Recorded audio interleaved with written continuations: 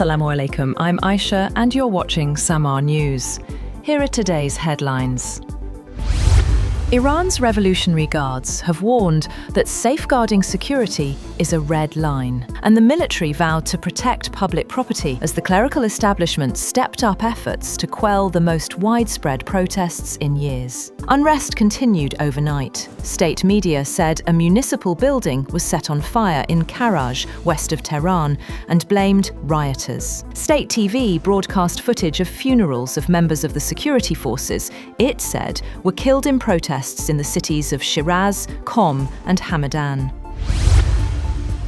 Pakistan has issued a travel advisory for its citizens regarding Iran, urging them to avoid unnecessary travel until the situation improves, citing safety and security concerns. The Foreign Office has advised Pakistani nationals to refrain from all non-essential travel to Iran until conditions stabilize. The guidance was issued in the interest of public safety.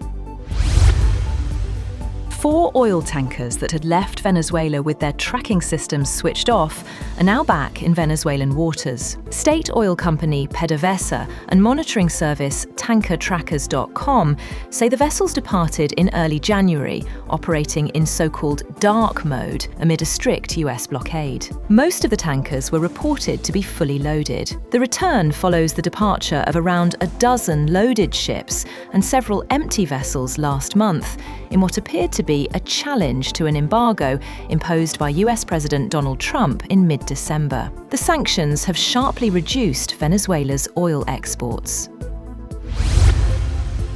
On the other hand, US President Trump has issued a new warning to Iran's leaders, as videos showed anti-government protests raging across the country, and authorities blacked out the internet to curb growing unrest.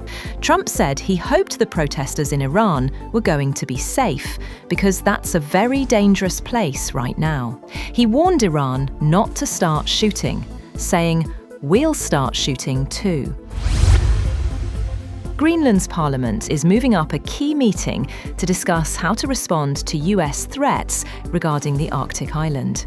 In a joint statement, leaders of all 5 political parties in the Greenlandic Assembly said the meeting would be brought forward to address the situation. US President Donald Trump has said the United States must own Greenland, arguing it is necessary to prevent Russia or China from gaining control of the strategically located, resource-rich territory. Greenland is an autonomous region within the Kingdom of Denmark.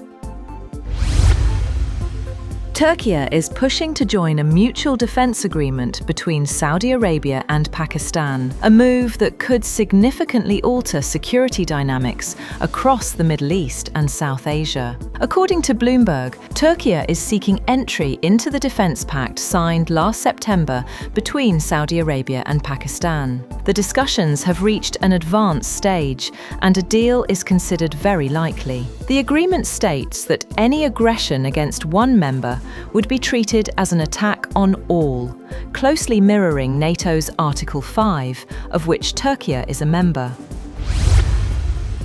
Civil liberties and migrant rights groups have called for nationwide rallies to protest the fatal shooting of an activist in Minnesota by a US immigration agent, as state authorities opened their own investigation of the killing. Protest organizers said more than 1,000 weekend events were planned across the country, demanding an end to large-scale deployments of US immigration and customs enforcement agents ordered by President Donald Trump, mostly to cities led by Democratic politicians.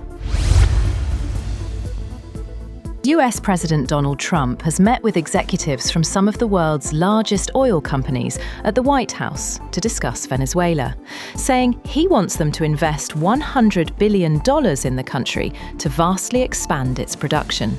Trump has named oil as the priority for his strategy for the South American nation, after US forces seized its leader, Nicolás Maduro.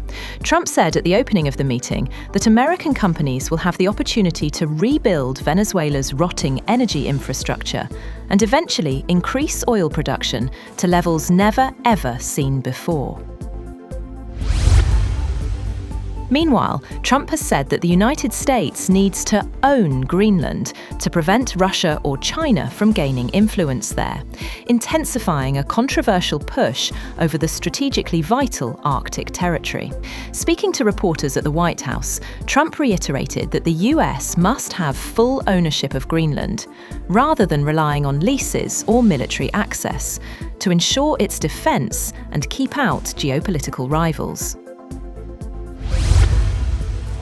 Israeli Prime Minister Benjamin Netanyahu has said that he hopes to taper off Israeli dependence on American military aid in the next decade. Netanyahu has said Israel should not be reliant on foreign military aid. He said he told US President Donald Trump that Israel very deeply appreciates the military aid that America has given us over the years. But here too, we've come of age, and we've developed incredible capacities.